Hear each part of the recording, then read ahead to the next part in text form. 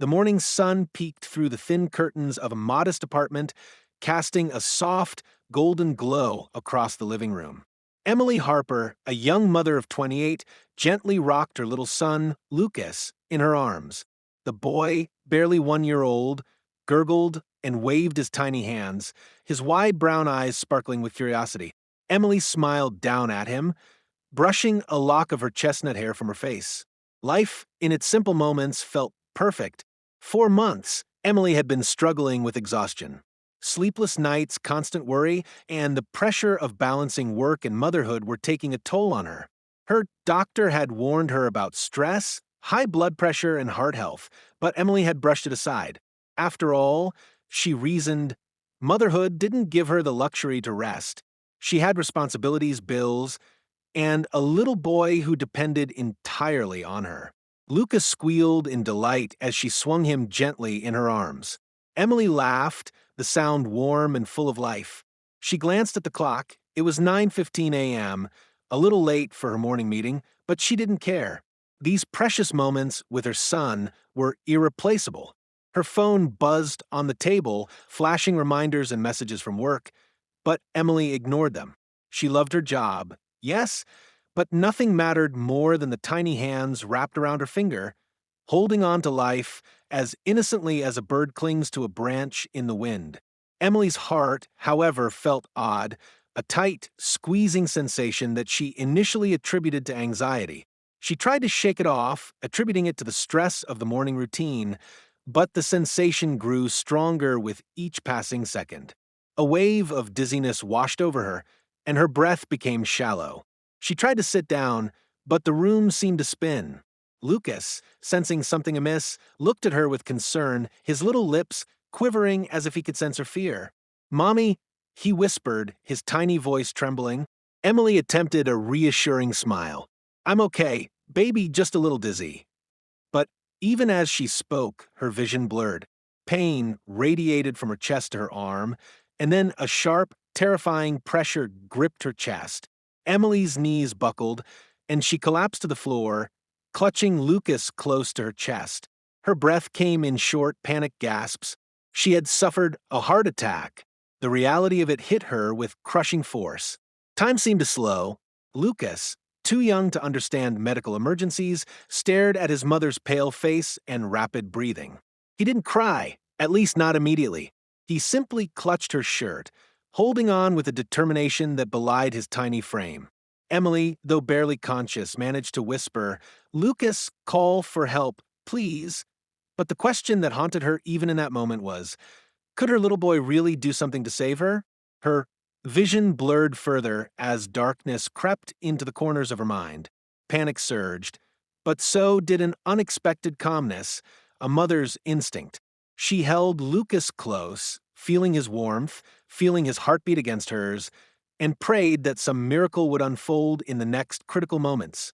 Lucas's small hands clung tightly to his mother's shirt as she lay on the living room floor, gasping for breath. The situation was terrifying, yet in his innocent, unknowing way, Lucas had a single goal: to keep his mommy safe. His little brain, though only capable of understanding fragments of the world, acted on instinct. He wriggled free, just enough to scoot toward the edge of the rug where a bright red toy phone had fallen. With surprising dexterity for a 1-year-old, he picked it up and pressed the buttons. At first, he didn't understand the numbers, but somehow, miraculously, his tiny fingers hit the contact he had seen his mother use countless times, the picture of her best friend, Mia. The phone rang, echoing through the silent apartment. Mia's voice came through on the other end, warm and familiar. "Hello," Mia said, cheerful at first, but then her tone shifted as she noticed the distressed crying in Emily's weak voice in the background. "Emily, what's happening?" Lucas babbled, pointing frantically at his mother, tugging on her arm. Mia, already trained in emergencies due to years of babysitting experience, quickly understood. She instructed Lucas, in a tone that somehow reached through his infant comprehension, to stay near his mother and not move. Though Lucas couldn't fully grasp the words, he seemed to understand that he needed to remain close, keeping Emily safe. Meanwhile, Emily's chest tightened unbearably. Each heartbeat felt like a hammer striking her ribs, yet she could sense Lucas's determination. There was a strange comfort in knowing that he was right there, doing something she couldn't. Her eyes, though partially closed from pain, followed him as he tried to help in his toddler way, bouncing slightly, squealing, and pressing buttons on the toy phone like it held the power to save her. Within minutes, which felt like hours, Mia's voice guided Emily's tiny son. "Lucas, can you press the green button? That's it. Good job." Miraculously, Lucas pressed the right button, initiating a call to emergency services. His tiny fingers, somehow precise, triggered the connection to 911. The dispatcher's calm, reassuring voice came through almost immediately. "Yes, hello." Emily tried to speak, her voice weak and trembling. "Heart, I'm having a heart attack, please." But before she could finish, Lucas pressed buttons again, tugging at her arm, keeping her attention on him. The dispatcher heard the muffled cries of a baby and, guided by Mia's calm instructions over speakerphone, quickly identified the location. Paramedics were dispatched immediately. Emily's mind, foggy from pain and fear, couldn't process the miracle unfolding before her eyes. Her tiny son, her little boy, barely old enough to walk, had somehow activated the chain of events that would bring help. She felt an overwhelming rush of gratitude and disbelief. Tears streamed down her face as she whispered, "My little hero, my sweet baby," and as sirens wailed faintly in the distance, Lucas sat patiently, holding his mother's hand, humming softly, a lullaby he had learned from her just days before. In that moment, he had unknowingly become the link between life and death, the unlikely savior of the very person who had given him life. The wail of sirens pierced the morning air as paramedics arrived at Emily's apartment. The door was flung open by Mia, who had rushed over after staying on the phone with Lucas. Inside, the scene was chaotic yet strangely heart-stirring. Emily lying pale and trembling on the floor, clutching her tiny son, who refused to let go of her hand, eyes wide with both fear and determination. Paramedics quickly assessed the situation. "She's experiencing a severe myocardial infarction," one of them said, his voice calm but urgent. Emily tried to respond, but the pain was overwhelming and her words faltered. Lucas clung tighter to her hand, as if sensing that his mother's life depended on the tiny connection between them. The paramedics carefully lifted Emily onto a stretcher, her small hands still intertwined with her son's. "Mommy's going to be okay, Lucas," Mia whispered, holding back tears. But the boy's eyes, big and glistening, didn't fully understand the words. All he knew was that he couldn't let go. Not for a second. Not even as the paramedics carefully placed him on a small chair beside the stretcher. He reached out with his other hand, brushing against Emily's arm, silently reassuring her, or perhaps reminding himself that she was still there. As the ambulance doors shut, Emily felt panic creeping in. Her body was weak, her heart struggling to beat steadily, but the sight of Lucas sitting there, eyes locked on her, gave her a spark of courage she hadn't realized she still had. She whispered hoarsely, "Hold on for me, my love. Just hold on." The ride to the hospital was tense. Emily's pulse was erratic and her breathing labored. Paramedics administered oxygen and monitored her vitals. The flashing lights outside illuminated the small space, casting an almost cinematic glow on the mother and child. Lucas, oblivious to the technical details, pressed his tiny hands against his mother's arm every few moments, a simple gesture of love and connection that seemed to give her just enough strength to cling to consciousness. Meanwhile, at the hospital, the emergency team was alerted ahead of time, ready for immediate intervention. Dr. Patel, a cardiologist with over 15 years of experience, prepared the catheterization lab. "We need to stabilize her and get her into surgery immediately," he instructed his team. Nurses and technicians moved swiftly, their efficiency a stark contrast to the raw emotional tension in the ambulance. Emily's eyes fluttered open and closed, the pain ebbing and flowing in waves. Her mind, foggy with fear, caught glimpses of Lucas through the ambulance window, reaching for her, his tiny fingers brushing against her sleeve. She could hardly believe it. Her little boy, so small and innocent, had already played a crucial role in saving her life. Every heartbeat, every breath, was fueled by her desperate will to stay alive for him. By the time the ambulance pulled into the emergency entrance, the team was ready. Paramedics lifted Emily off the stretcher and rushed her into the waiting hands of Dr. Patel and his team. Lucas was held by Mia, who whispered reassurances and stroked his hair. Though he didn't fully understand what was happening, the toddler's unwavering gaze followed his mother as she was whisked away, never letting go of the invisible tether between them. Emily, lying on the operating table, felt a strange calm wash over her amidst the chaos. She thought of her son, her tiny hero, and allowed herself a fleeting smile. She was fighting for him, and somehow, knowing he was safe gave her strength she didn't know she possessed. Emily lay on the cold, sterile operating table, the bright surgical lights casting harsh shadows across the room. Her pulse was weak, but steady, a fragile thread keeping her tethered to life. Around her, the surgical team moved with precise coordination, scrubbing, prepping, and monitoring every heartbeat. Dr. Patel's experienced eyes never left the vital signs on the monitors. "We have one shot at this," he muttered, more to himself than anyone else. Mia had been allowed to stay just outside the operating room. She clutched Lucas tightly in her arms, whispering comfort and love into his tiny ears. Though the boy didn't fully understand what was happening, he sensed the tension in the room and clung to her like a life raft. "Your mommy is strong," Mia murmured, tears streaming down her face. "She's going to fight for you, and she's going to win." Inside the operating room, the first incision was made. Emily's body, frail from the stress and the attack, trembled under the anesthesia. Yet beneath the medical apparatus and mechanical monitors, her maternal instinct pulsed like an undying fire. Every beat of her heart, every breath she took, was a silent promise to her son. She would survive, she would return to him. Hours passed, or maybe minutes. Time was a blur of medical jargon, clanging instruments, and the rhythmic beep of monitors.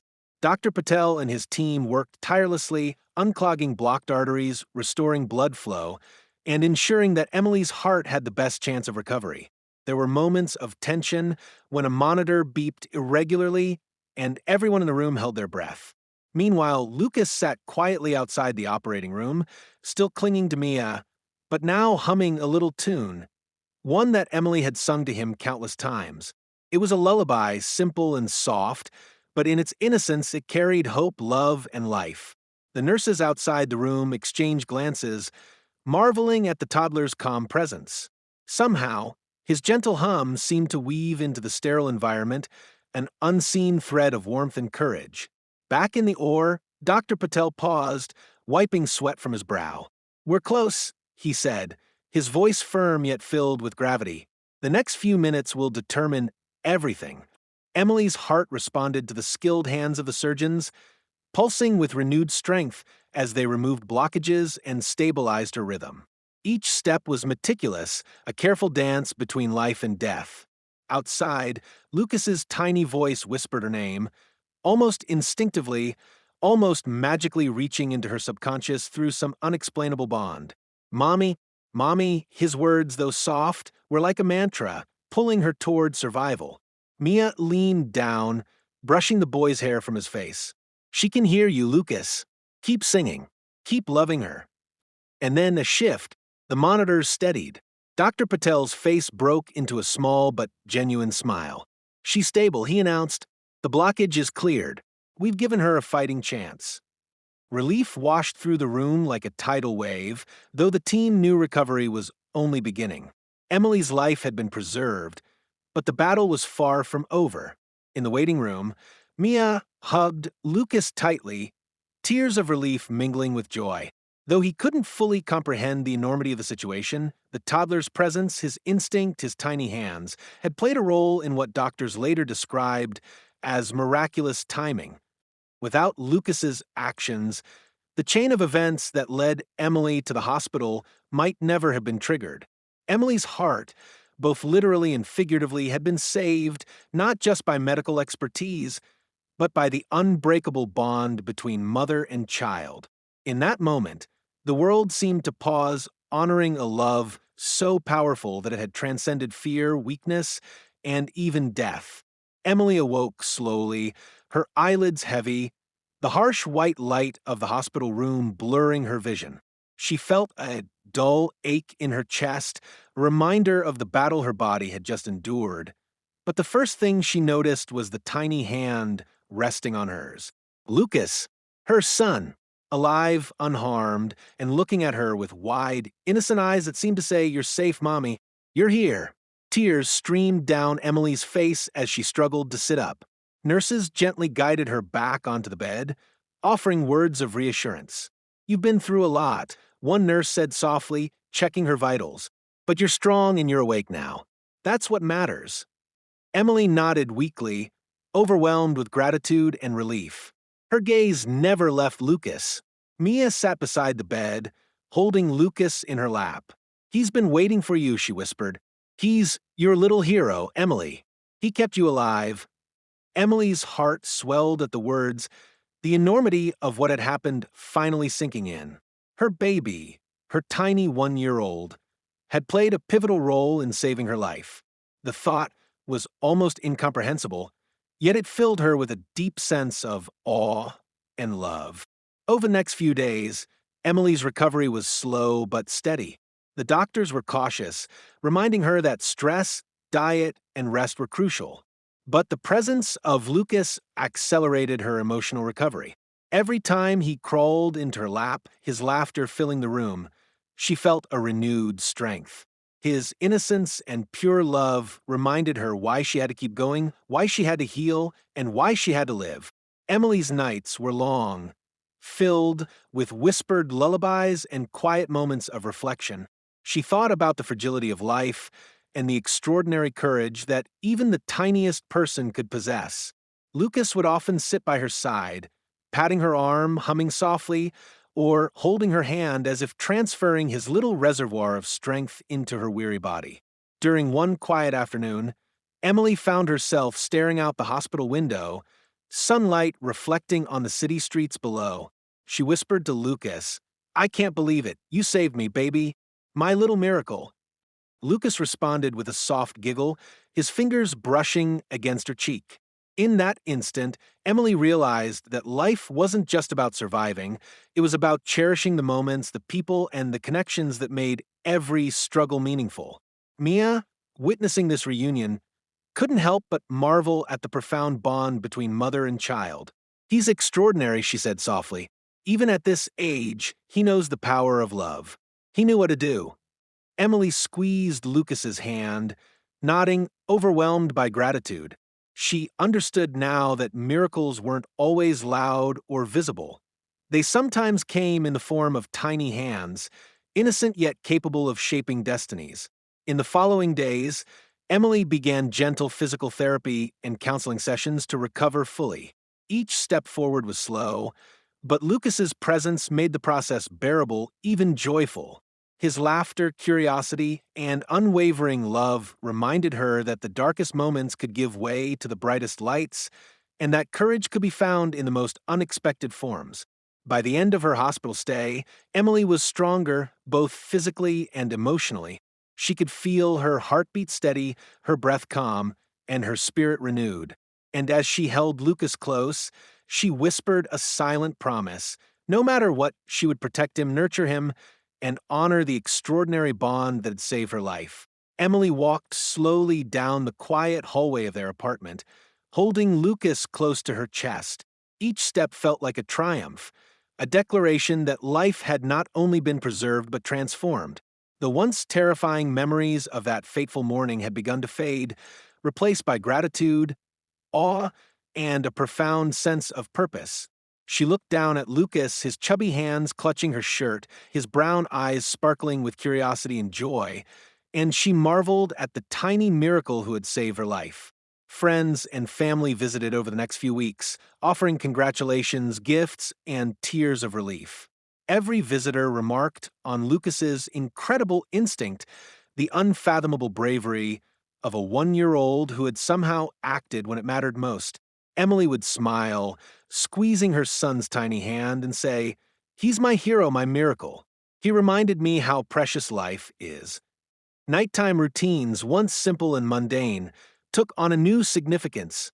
Emily would tuck Lucas into his crib, whispering soft words of love and promise. "I'll always be here for you, Lucas.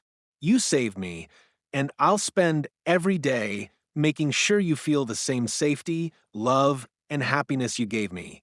Lucas would respond with a sleepy giggle or a small hand resting on her cheek, and Emily felt the full weight of what had transpired. The intertwining of lives, the extraordinary power of love, and the miracle born from instinct and connection. As months passed, Emily's health improved steadily. She followed her doctor's advice, managed stress carefully, and embraced a healthier lifestyle. But beyond the physical recovery, something deeper had shifted within her. She viewed the world through a lens of profound gratitude, recognizing the fragile beauty of life and the miraculous moments that could emerge from even the most terrifying circumstances. One evening, Emily sat on the balcony, Lucas nestled in her lap. The sun was setting, casting a golden glow over the city, and she felt a sense of peace that had eluded her before. Lucas reached for a blade of grass, fascinated by its delicate texture, and Emily laughed softly. She reflected on that morning when fear had threatened to overtake her, only for her little son to intervene in a way so pure, so instinctive, that it had changed the course of their lives forever. Emily realized that life's true miracles weren't always grand or visible. They could come in the form of tiny hands, innocent hearts, and unwavering love. Lucas's actions that day had been a testament to the extraordinary power of connection, instinct, and courage. He had saved her life, yes, but in doing so, he had reminded Emily of something essential: that love, no matter how small or simple, could hold the power to change everything. Years later, when Lucas was old enough to understand, Emily would tell him the story of the morning he became her hero, of the heart attack that nearly took her away, and of the incredible bond that had saved them both. And Lucas, eyes wide and full of wonder, would smile, knowing that he had truly made a difference, even as a tiny child. Together, they had survived the unimaginable, grown stronger, and discovered a miracle that would last forever. A miracle born from love, instinct, and the unbreakable bond between a mother and her child.